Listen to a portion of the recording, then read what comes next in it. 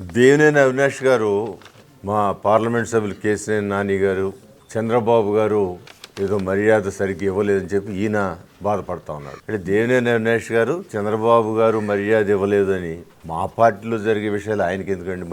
నువ్వు చంద్రబాబు గారి ముందు మాట్లాడే ముందు మీ నాయకుడు జగన్మోహన్ రెడ్డి, నువ్వు పనిచేస్తున్న నాయకుడు జగన్మోహన్ రెడ్డి గారు ఆయన ప్రవర్తన ఏ విధంగా ఉందో ఒకసారి వాటి గురించి చెప్పి మా నాయకుడు అందరిని పిలిచి పక్కన కూర్చోబెట్టుకుని మాట్లాడి ఏదైనా అసంతృప్తులు ఉంటే అవన్నీ సరి చేసుకుని వాళ్ళని గౌరవంగా బయటికి పంపిస్తా ఉన్నారు అని మీరు చెప్పగలిగితే ఎదుటాడి గురించి మాట్లాడచ్చు. నిన్నగాక మన గత వారం రోజుల బట్టి కూడా తాడేపల్లి ప్యాలెస్ నిండా అనేక మంది అసంతృప్తివాదులు ఆయన ఇంటర్వ్యూ కోసం భార్యా బిడ్డలతో వచ్చి 10 గంటలకు వచ్చాం, 4:30-5 మాకు భోజనాలు తినలేదు, కాఫీలు తాగలేదు, కనీసం మమ్మల్ని ఒక్క మాట మాట్లాడే అవకాశం ముఖ్యమంత్రి జగన్మోహన్ రెడ్డి ఇవ్వలేదని చెప్పి వాళ్ళు ఈ ప్యాలెస్కి ఒక దండం, ఈ పార్టీకి ఒక దండం అని చెప్పి దండాలు పెట్టుకుంటూ వెళ్ళిన వాటి గురించి మీరు ఏం చెబుతారని అడుగుతాను. ఒకళ్ళు కాదు, ఇద్దరు కాదు. ఒక ఆయన అయితే నేను పుట్టిన కాంచి రాజశేఖర రెడ్డి గారితో ఉన్నాను, నాకు తెలిసిన కాంచి ఆయన కొడుకుగా ఈయనతో ఉన్నాం, ఈ విధమైన పరాభం నేను తట్టుకోలేకపోతున్నా అని చెప్పి మాట్లాడతాం.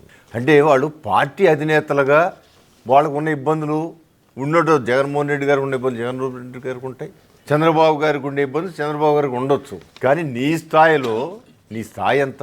చంద్రబాబు గారిని పాయింట్అవుట్ చేయటం అంటే ఆకాశానికి ఉమ్మేస్తే ఏమవుద్ది? నీ మొహం మీద పడుద్ది.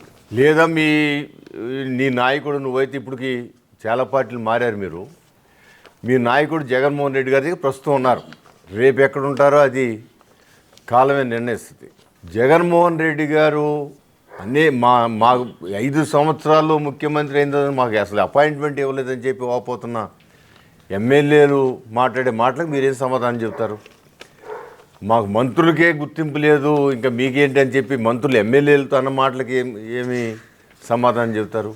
నిన్న లైవ్లో మాట్లాడారు కదా చాలామంది, సీటు రాని ఎమ్మెల్యేలు అందరూ మాట్లాడారు కదా.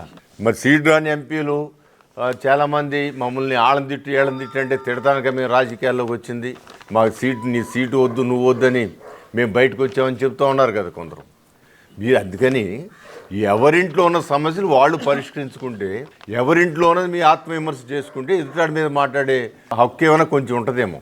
అందువల్ల ముందు మీ పార్టీలో మీ నాయకుడు జగన్మోహన్ రెడ్డి గారు చేస్తున్న పనులు, ఆయన మీద తీవ్రమైన అసంతృప్తులు, ఆ బాధలే మీరు పడండి, మా బాధలే మేము పడతాం.